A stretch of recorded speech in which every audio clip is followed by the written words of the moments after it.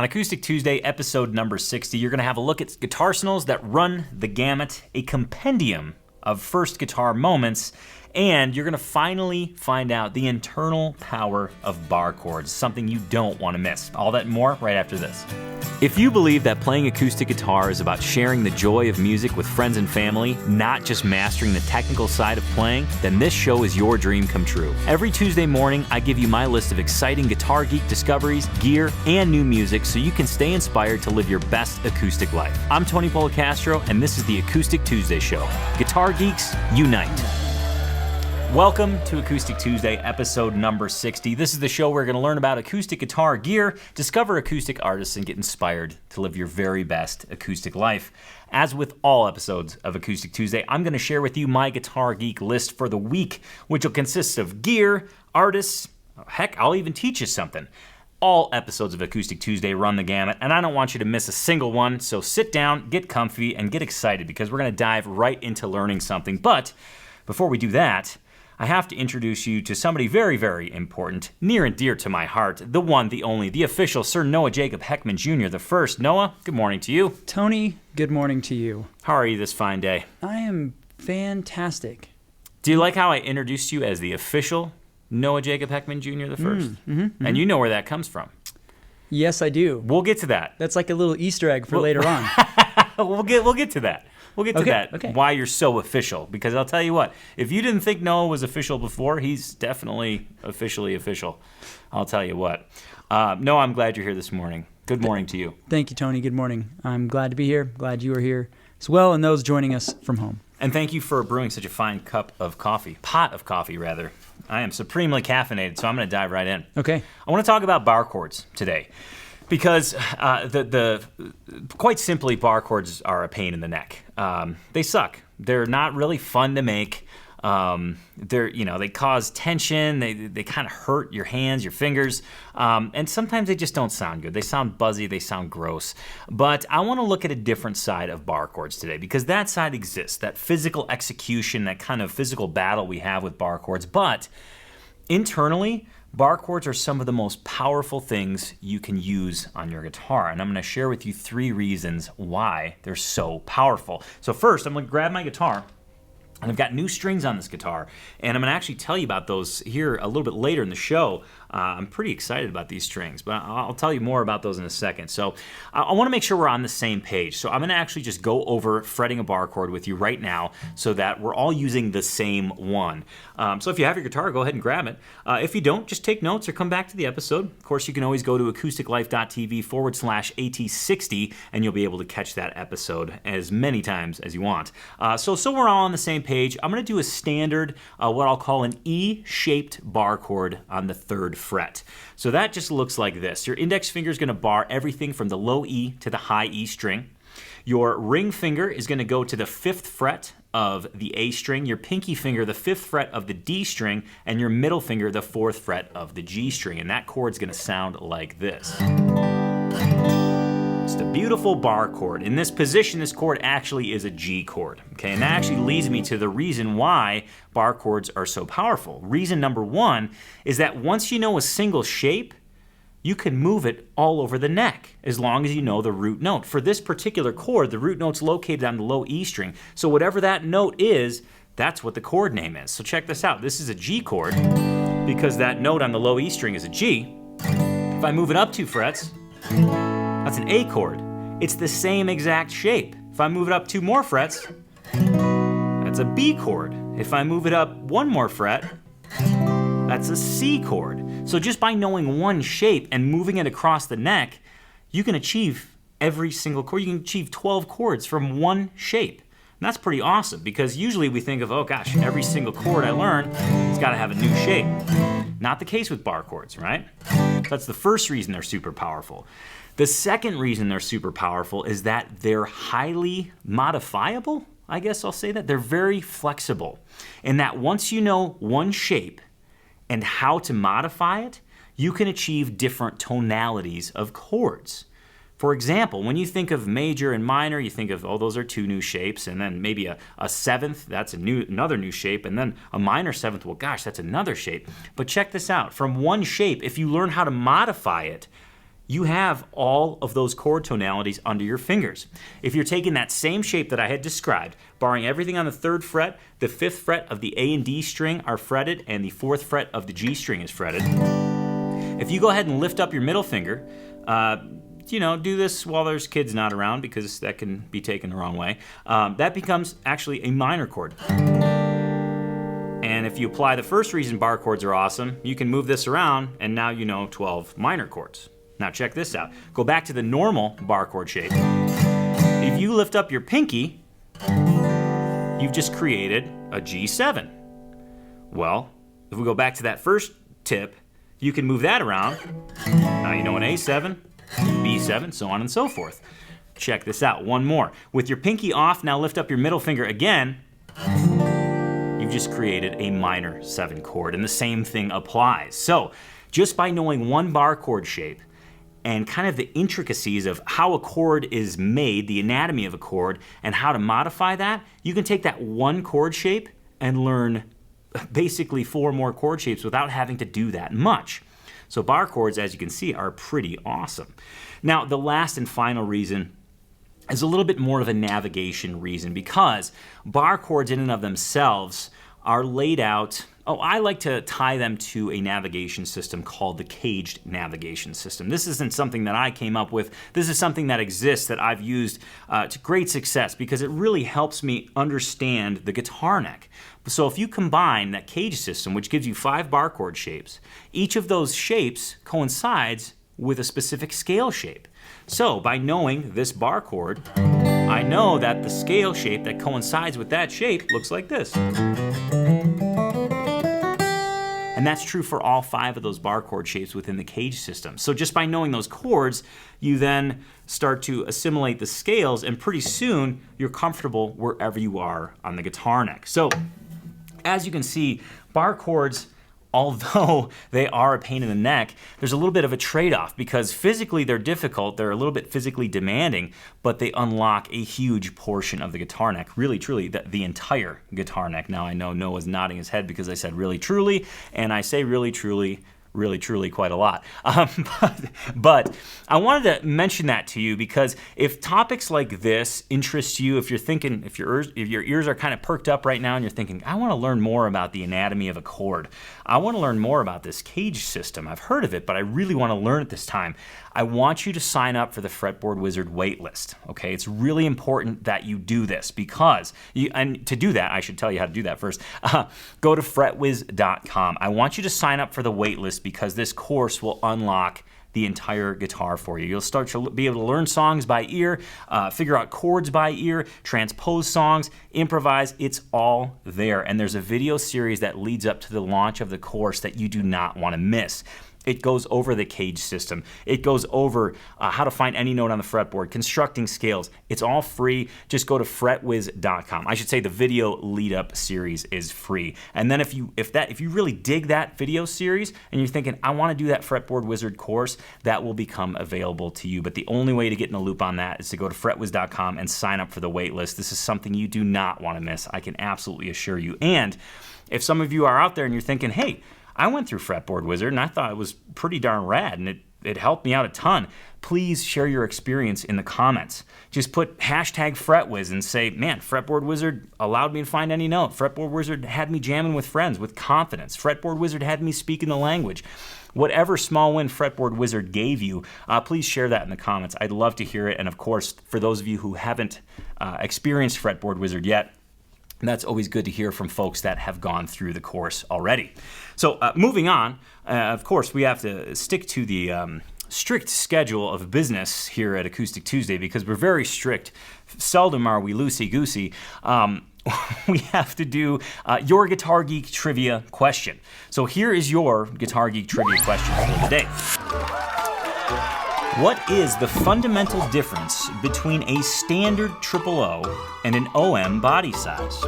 Is it A, the sound hole dimension, B, the back and side wood, C, scale length, or D, body depth? Go ahead and ponder that, and at the end of the show, I will be sure to give you the answer. Now I want to dive right in to what I'm listening to this week, because Noah and I have been listening to this artist for some time.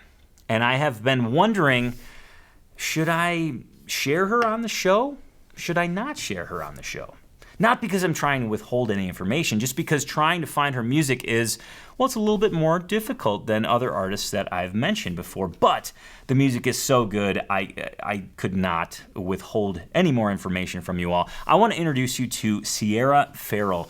Sierra Ferrell is an artist, singer-songwriter that she has a voice that is literally plucked from old-time radio.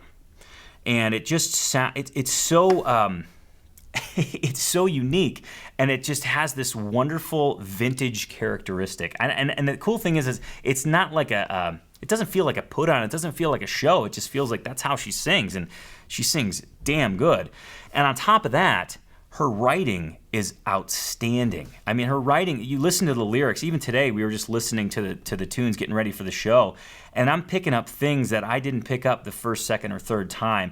And that, to me, is a sign of just an awesome writer, where you can listen to a song and you get a little bit of a more insight into maybe the story or who the artist is. So you have to listen to Sierra Ferrell, and I'm going to share with you how to find her music, but let's actually listen to her first. She's going to play the song Jeremiah, and I'll tell you where you can find more of her music here in just a second. Oh, Jeremiah, tell me, what have you done? You took all the love she gave, you took it all, and away you run. You can't keep all your love bottled inside, so you give it away to women. Almost a different woman every single night. Where you think that you can hide from the morning light? You forgot about sweet Sue and the promises you said you'd do. She's gonna put you back up on the shelf. She does better writers.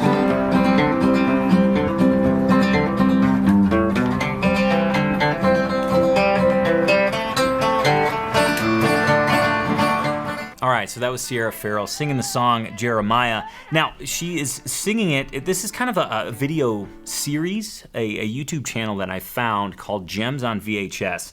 Now, Gems on VHS is a YouTube channel that I would strongly recommend you subscribe to, because you're going to find some outstanding artists. And I say this because I've found some outstanding artists through them. Benjamin Todd, Lost Dog Street Band, Sierra Ferrell, amongst many, many others. In fact, there's some cool Coulter Wall performances on Gems on VHS as well, amongst, as I mentioned, many, many others. But that's only one place to find Sierra's music.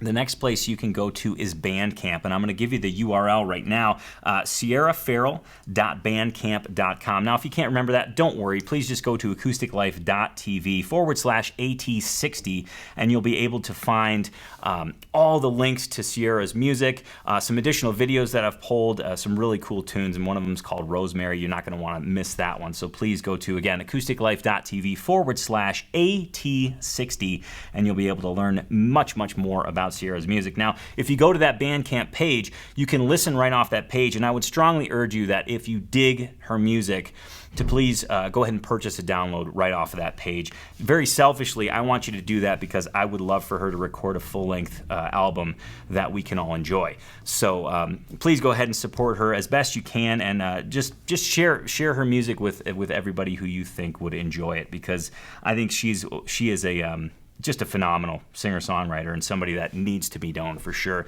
She also has a band, a country outfit that she plays with, pedal steel, telly, that kind of thing. And I believe the band is called Sierra Ferrell with the Cowpokes, or maybe it's just called the Cowpokes. I'm not sure, but again, if you YouTube that, you'll be able to find that. In fact, I'm now thinking I'll just throw in some of those videos on the acousticlife.tv/AT60 page, so you'll be able to see those right there. So, Noah, I just had to mention that you were mouthing the words as you played that video. Yes, I was. It's a great song. We probably listened to it at least 500 times. It's true. Now. It's true. It's and the other one, again, Rosemary is the other one, but you got to go to acousticlife.tv for that one. But I should move on because I want to hit the mailbag, and Noah, there is just, it looks like a garage sale next to me because there's so much stuff that came in the mailbag. Mm-hmm. I want to first thank Don and Joe Rigg from Helena for sending just a really kind card to Whitney and I. Whitney and I just got recently married, and thank you, Don and Joe, for thinking of us, John and Doe. That was funny. Thank you, Don and Joe, for thinking of us. Next up, this was on my desk when I came in. I haven't even opened it up yet. Acoustic Guitar Magazine. Super pumped to dig into this. I just noticed the ad on the back. It says, what's missing? Find out October 1st, 2018, and there's no strings on this Martin guitar. I have a feeling Martin's launching new strings right now, and I'd love to try them out. Hint, hint, wink, wink, Martin. Next up from the mailbag, I did a little bit of album shopping in preparation for the wedding because that's basically how I handle any stress. Any stressful event in my life involves me going to Reverb LP and shopping. I got some killer albums. This was the good kind of stress. This wasn't the bad kind of stress.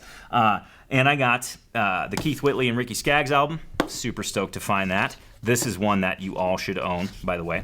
And then you'll see a theme in these next couple albums. I got Doc Watson, Riding the Midnight Train. This is the first album that Doc recorded after his son Merle passed away. And it's got, what's the name of the tune? Greenville Trestle High, which isn't a Doc Watson tune, but he plays it on this, and it's awesome. So I'm stoked about that one.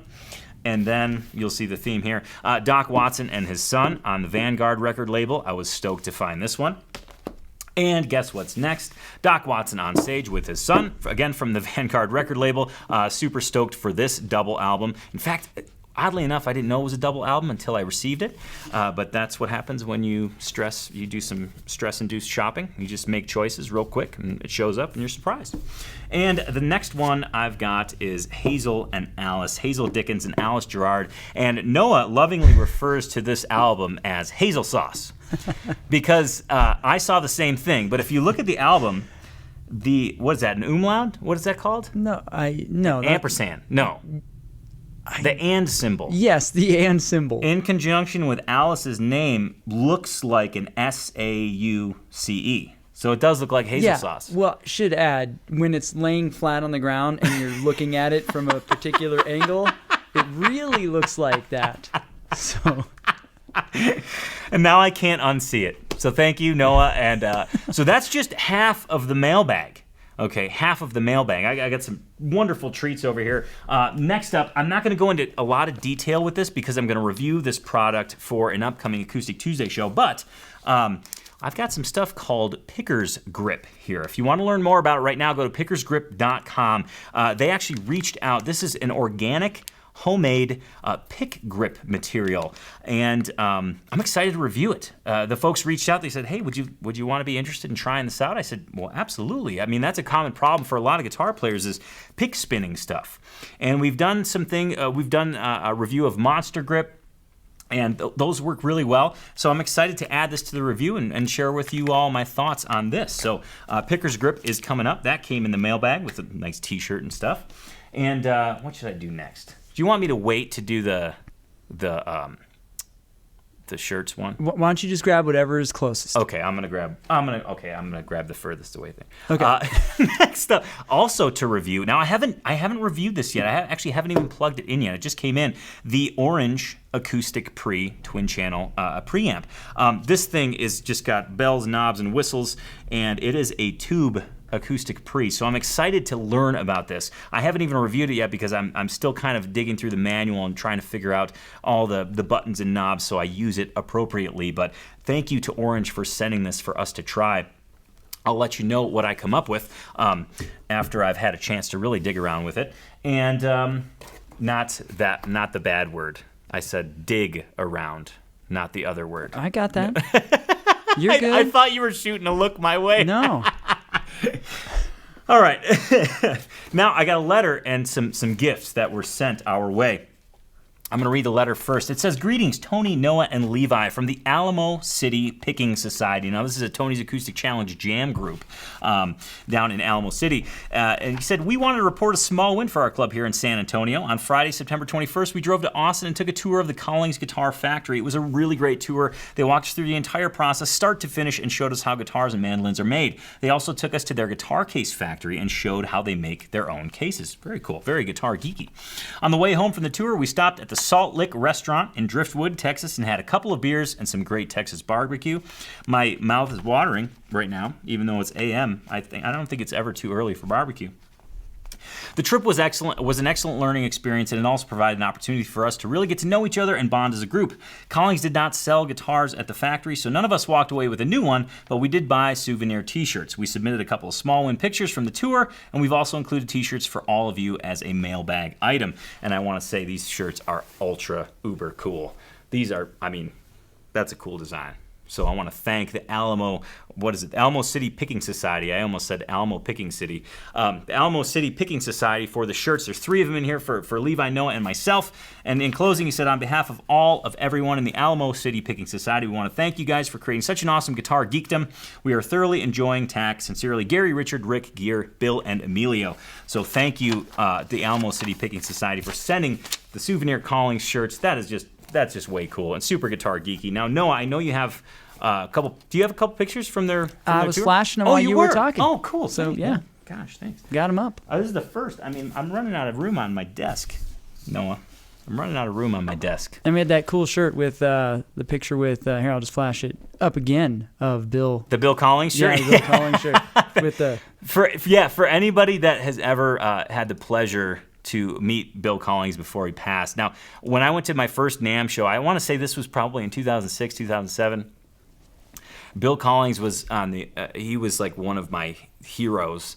And I just observed from afar. I was too scared to go say hi to him. I wish I would have. But that is a very Bill Collings look. I mean, the glasses on the nose. It's just, if you look at any shop videos, it's just a very Bill Collings thing. So that was a cool picture that they shared with us. So thanks to everybody who sent stuff in for the mailbag, and just really appreciate it. Thanks for giving me the time to share my items, Noah. I know you have some stuff to do, but I want to ask everybody, please, right now, let us know what you think about the show so far. Please, in the comments below, just let us know where you're tuning in from. Let us know if you made a new discovery. Let us know if the Barre Chords thing helped you out.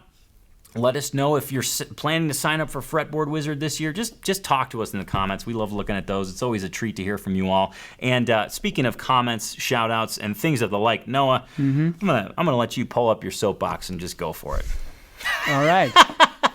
Love standing on my soapbox. Okay, so shout outs and comments for today. First one goes out to Music Lover 998. Caleb H here, tuning in from the Little Mountain community of Flag Pond, Tennessee. You guys are so awesome. Keep up the work. Oh, awesome. Thanks. Next one goes to Jennifer F., who's watching from Fort Campbell, Kentucky. Cool. That sounds like bourbon country. Yeah.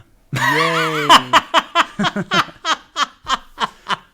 Yay. Next shout out goes to Rather Be Walking.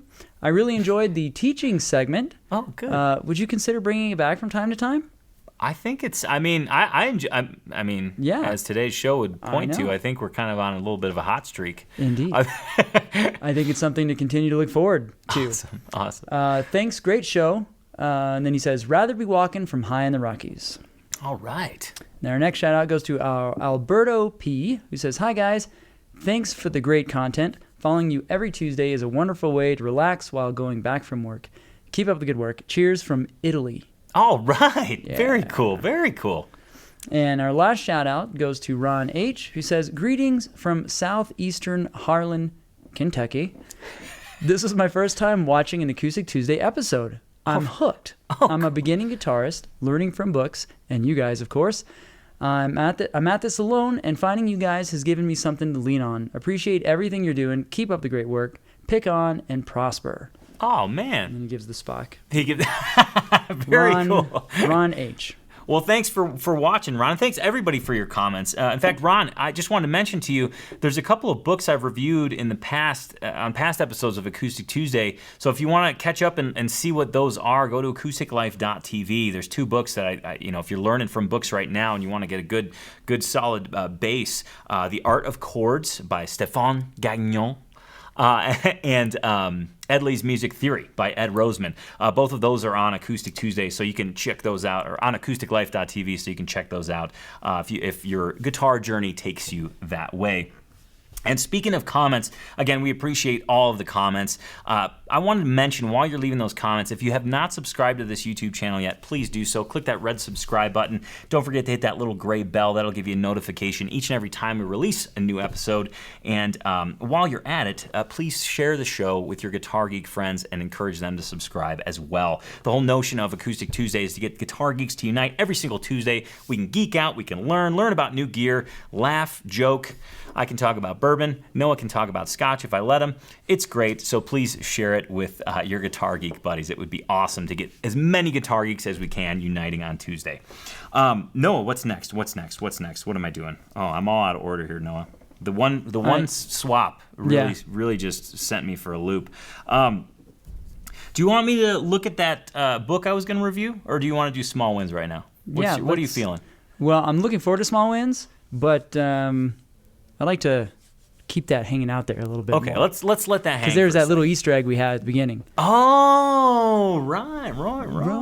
The official Noah. Yes, that's right. Yes. Okay, let me dig into this book. So the next thing I have for you today is a book that was sent to me as a gift from one of our viewers, Vic G, who's had some great questions for Ask Matt, is an awesome Tony's Acoustic Challenge member. I've had the pleasure of having a couple of lunches with Vic G. He's just a guitar geek, supreme guitar geek, if you will. He sent this book, and he said, hey, man, this is one of my favorite Guitar Geek books. I wanted you to check it out, and I did check it out, and you guys need to know about it. In fact, I would encourage you all to get it. I think it's about, I want to say it's anywhere from $11 to $15 on paper, in paperback form. You can get it on Audible and all those other, outlets, whatever you want to call them.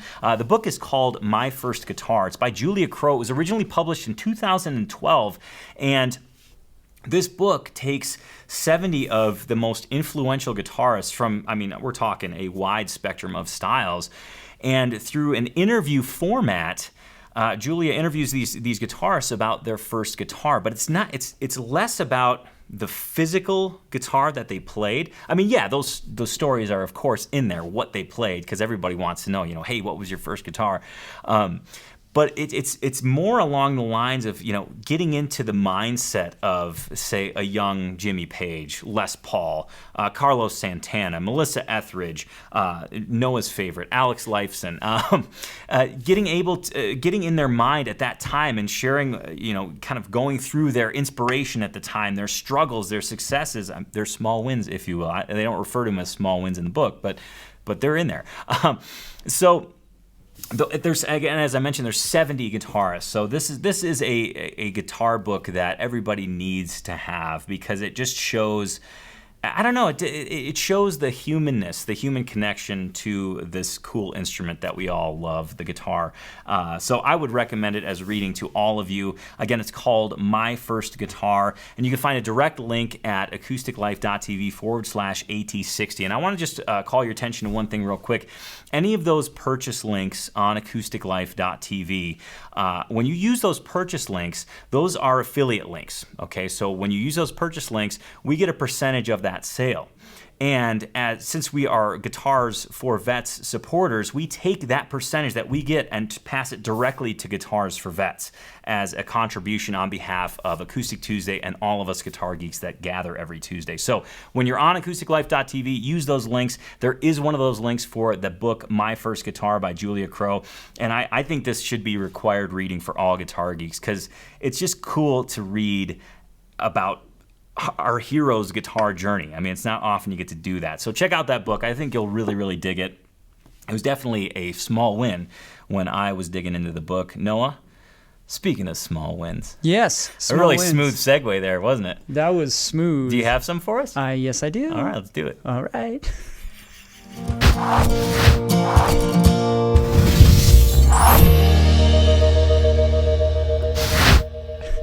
I'm kind of chuckling because What? earlier on when we were talking about small wins, and our cool little small win intro just kept looping, and so every time we were talking about them, it just kept going. Yeah. Okay, yes, small wins from Acoustic Tuesday viewers, such as yourself sitting out there right now. First small win comes from Ryan H., who says, just got a 2011 Breed Love Masterclass Bossa Nova. Oh, it came in with bad strings that became unwound. My guitar store in town is closed on Monday, so I had to see if any pawn shops had strings. Luckily, the second one I went to didn't have strings, but an old Yamaha C40 with new strings on it. Bought it for $20. And now my landlord has a guitar to learn on since he wants me to teach him. That is like Guitar Geek ingenuity. I mean, the line of logic right there is incredible. I know. Well, I need new strings. Guitar shop's closed. I may as well get this guitar. It has new strings on it. Yeah. That's awesome. Very cool. Next small win comes from James A. Took a road trip to Nazareth last week and toured the Martin Guitar Factory. Absolutely amazing. I'm now inspired to buy a Martin kit and build my first acoustic. Oh, fingers very crossed. Cool. That's awesome. And our last small win for today, well, at least from Acoustic Tuesday viewers, comes from Josh F., who says, I actually have two small wins. First, my son was super excited to see his guitar arsenal this week. Sweet. And second, the guitar arsenal grew today with the addition of a 0028. All right. Congratulations. That's fantastic. And that one's from Josh F. Mm-hmm. All right. I'm going to leave the small win thing up. Yeah. Because you're going to talk about small wins. You had a small win this past weekend. I did have a small win. I got these new picks. They're incredible. No, I'm just kidding. Yeah. I'm totally joking. Yeah, I know. No, I was actually. There's a lot. I'll try and make this a small little package of small wins. Okay. Okay, go. I'm gonna try my best. I can't guarantee anything. I was lucky enough to marry my best friend. Whitney and I tied the knot this last weekend. So we're filming this. This will come out a couple weeks after. So we got married on September 29th. Mm-hmm. And it was a magical day. Our families were there, and I just want to talk about a gathering of amazing people, both of Whitney and I's family and our friends. It was such an amazing gathering. I'm so fortunate that I was joined by both Noah and Levi, and I'm very grateful that I have such amazing friends. Noah and Levi have been by my side for quite a long time, and since that was the case, I wanted them to play a pretty big role in the wedding. So my son was my best man, and then my best man was Levi, and then I was like, well, how Noah could be a best man, but then I was like, Noah should officiate, and I asked Noah to officiate, and you know what he did? He did it. Noah officiated my wedding. Yes. And you have evidence of yes, this, right? I have a picture here. Levi was made sure to send it in so we'd have it for the show. And here it is. I'll pull it up right now. Boom. There you go. And I just want to say, Noah looked just like a total stud in this suit. Oh, man. Well, thank you, Tony. I mean, I was like, dude, this is. I mean, we're a good-looking bunch. Yeah. I mean, you got the black suit going on. It shows my diverse color palette that I like to pull from. I couldn't wear a T-shirt to the wedding, so I figured an all-black suit would be good. It was underneath later on the dance floor. But I also wanted to mention, for those that weren't at the ceremony, so all of you, Noah is so good. He worked some Guitar Geek speak into the ceremony. Because instead of asking, like, if anybody, what's the normal question? Like, does anybody want to stop this wedding for any reason or whatever? Right. Is there anyone here today who, thinks that this couple should not be wed? Yeah. Like, kind of along those lines. So instead of asking that, he actually asked if anyone was currently in the act or in negotiations of selling me a guitar, which was pretty awesome. To which the response was Whitney's dad jumping up saying, he's actually working on getting a guitar for me. Yeah. He was so proud of that. And I was not expecting that. Because I think before he did that, I was like, okay, no one? It's like, okay, then we may proceed. Yeah. Right? Or I said, anyone here in negotiations or deal with Tony to buy a guitar from them? Speak now or forever hold your peace. Yeah. That was a good one. Yeah, he was pretty excited that he's in negotiations. Yeah, he's a guitar geek in the making, I'll tell you what. He is. He's been talking to me a lot about guitars lately. But bottom line, I just wanted to say that it was a really special weekend, a huge moment for me personally, for Whitney, for us together. But to be surrounded by friends and folks that have known us the whole way. I mean, Noah and Levi have known Whitney and I since the beginning, and it's just pretty touching. So I'm incredibly, I'm just very grateful to have such amazing friends. So. Cheers to you guys, man. Really appreciate it for making the day Tony. so special. Cheers to you as well. I'm going to get all misty over here. Couldn't have been more honored. Yes, it was a fantastic weekend. I'm sure as the time goes on, more pictures will be unveiled. Yeah. No, we took a whole slew of pictures, and as they come out, I'll give you guys a sneak peek. Hopefully there's some sneak peeks of my dance moves. There's some. I'm more of a music player really than a dancer, so. I have some real inventive stuff. I can vouch for that. Yeah. Thanks, buddy.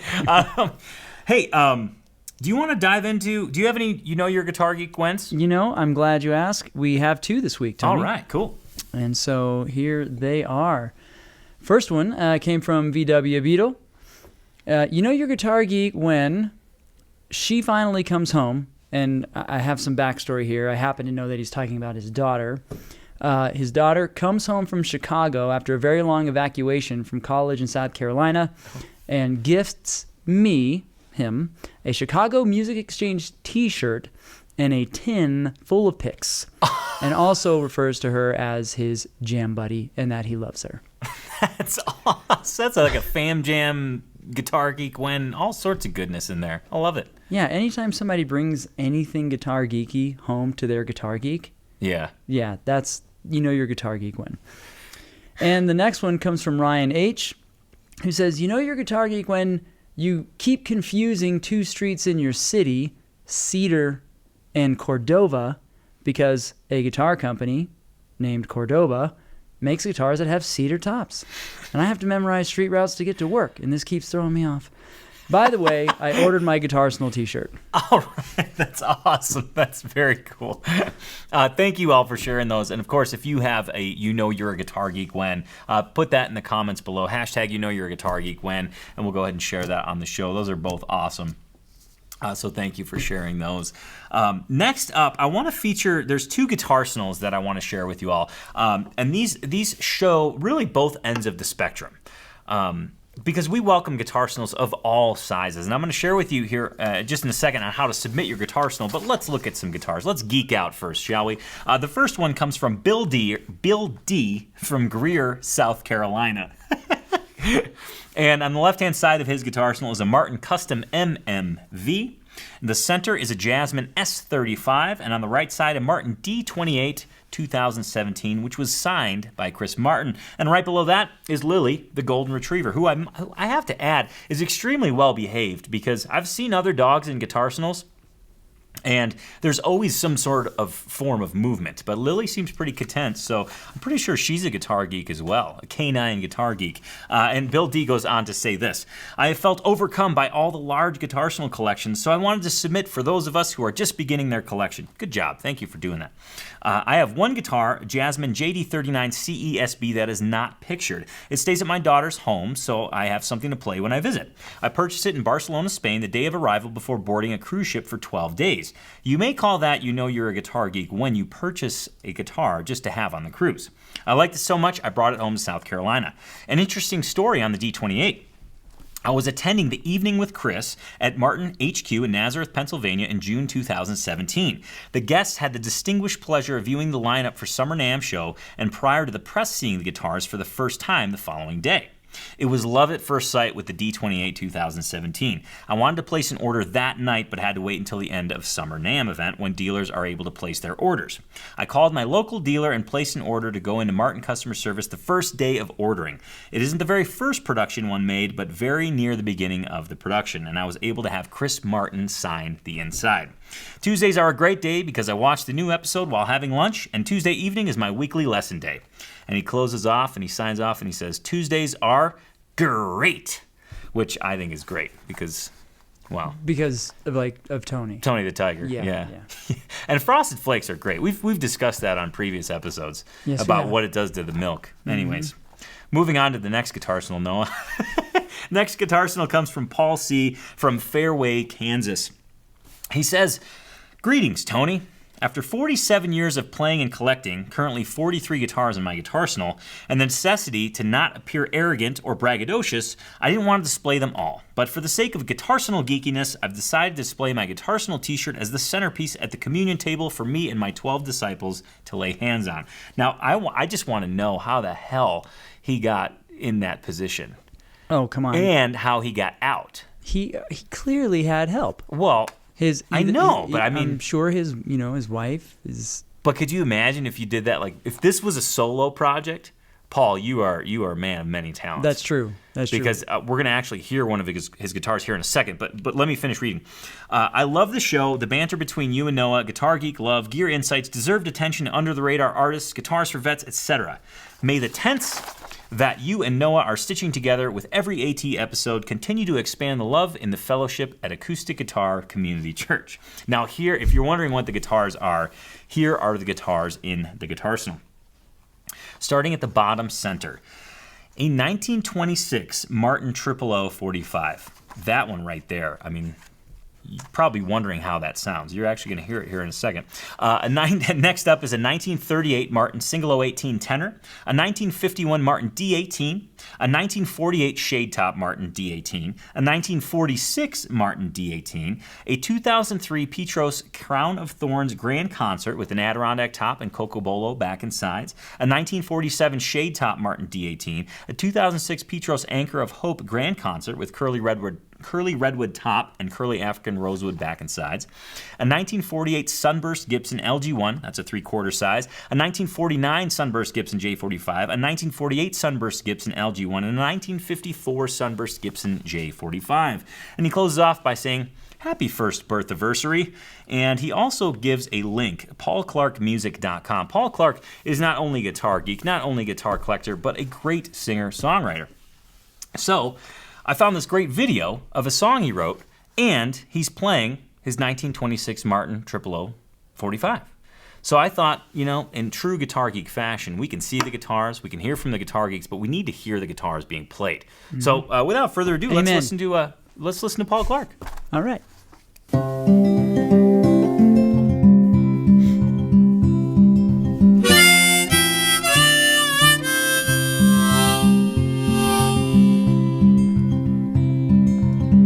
I've never seen a straight river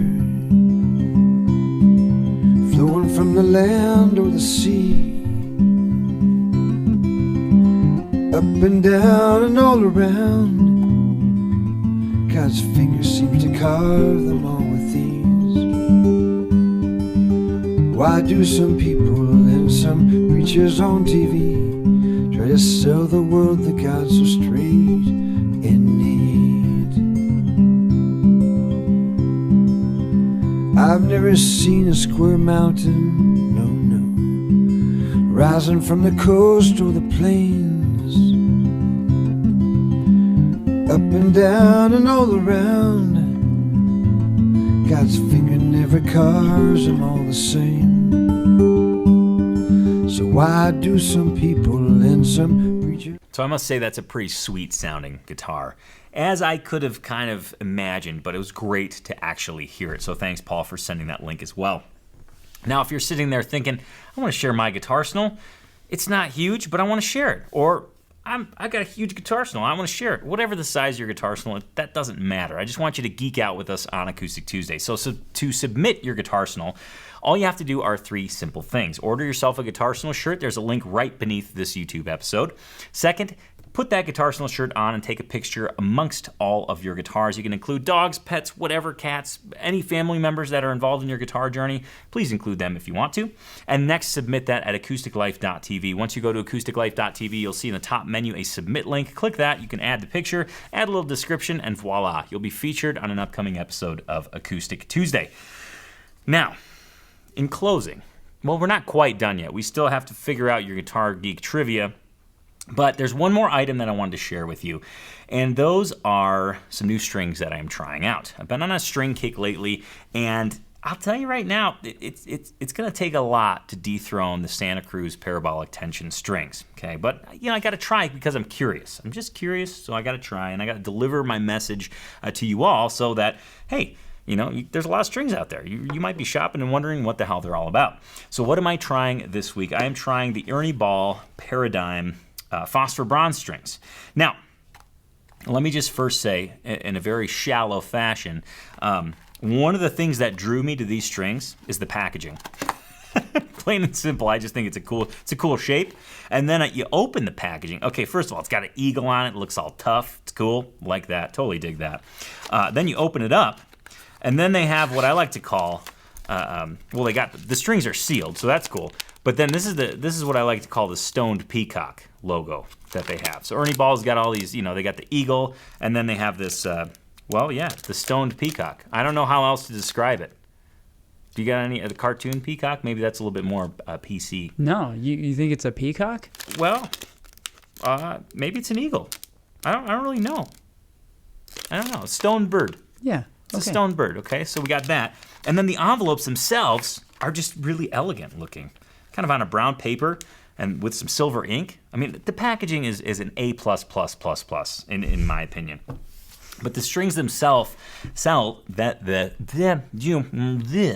the strings themselves boast two qualities. They are break resistant and ultra durable. I think they might be saying the same thing. We'll just say they're break resistant. Now, before I share more details on that, I want to share with you a video on, there's a singer-songwriter that I dig that goes by the name White Buffalo, and he did a video trying to break these strings. Now, disclaimer before we watch this video, I'm not encouraging anybody to play like this because he is clearly trying to mash the strings into oblivion. But I think this is more of just to show how tough the strings are. So let's have a little sneak peek at that.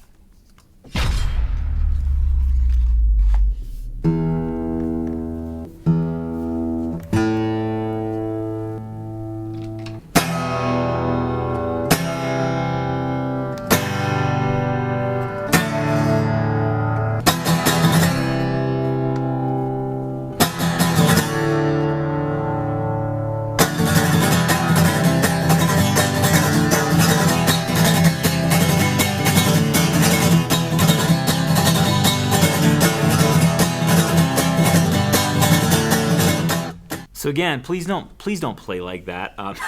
It actually comes. One of the Tyler Childers has a lyric that says "beating the strings like they're owing me money," and that is it. I think he's describing that very thing. But really, these strings are, well, I think they're pretty cool. I literally just changed to these strings about 10 minutes before we filmed this, so I don't feel like I can accurately comment on the tone of them. I like what I hear. They're clear. They have a good separation, good articulation.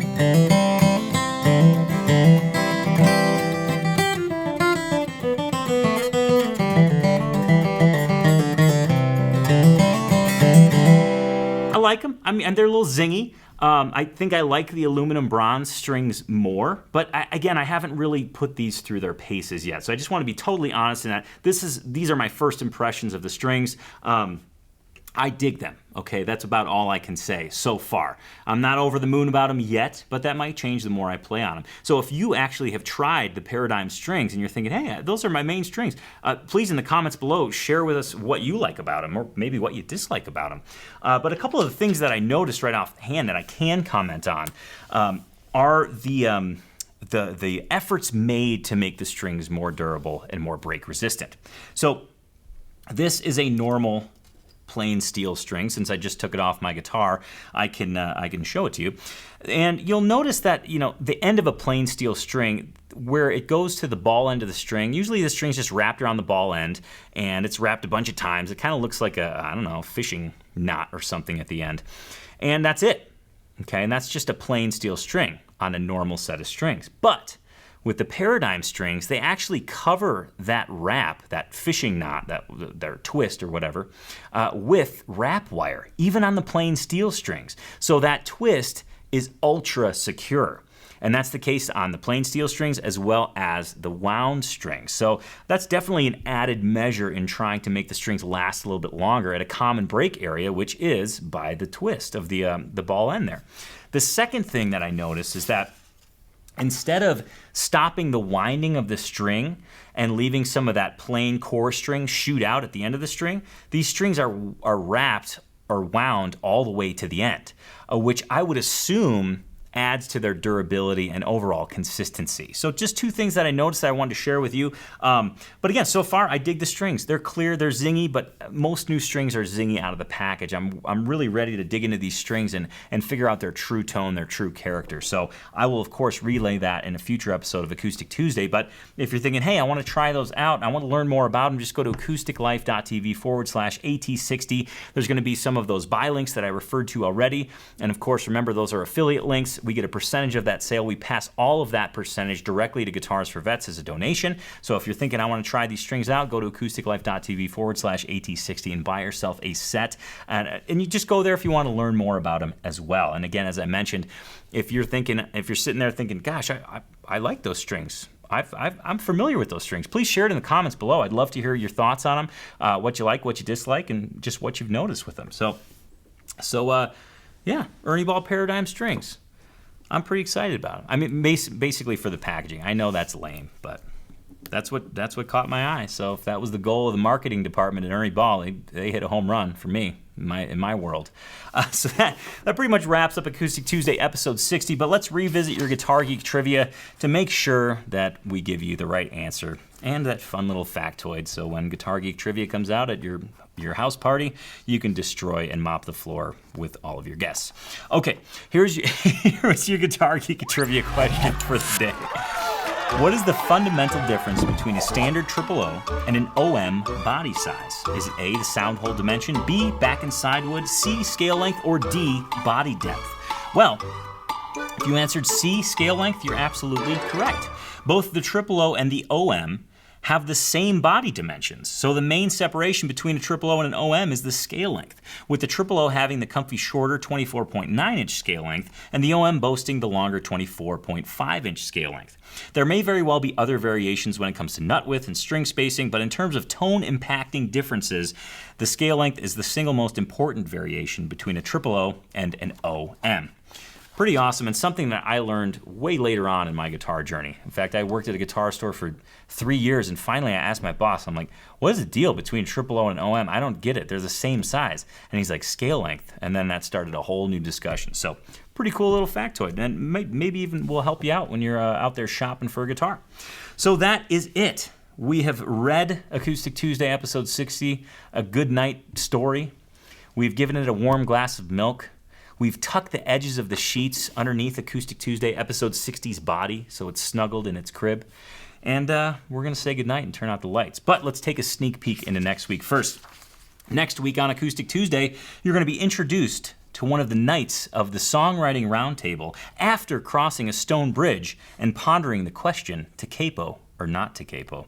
Yes, it's going to get real medieval next week on Acoustic Tuesday, so please tune in. You can catch Acoustic Tuesday every Tuesday at 10 a.m. Mountain Time here on YouTube. And of course, for your Acoustic Tuesday fix in between Tuesdays, please go to acousticlife.tv. There are tons of things there waiting for you. Many Guitar Geek items. We're talking trivia, reviews, extra bonus video, you name it, it's there. Please check it out. It's perfect for that, post-lunch, going back to work, not really doing anything, but wanting to look like you're doing something. Just go to acousticlife.tv. You're totally going to dig it.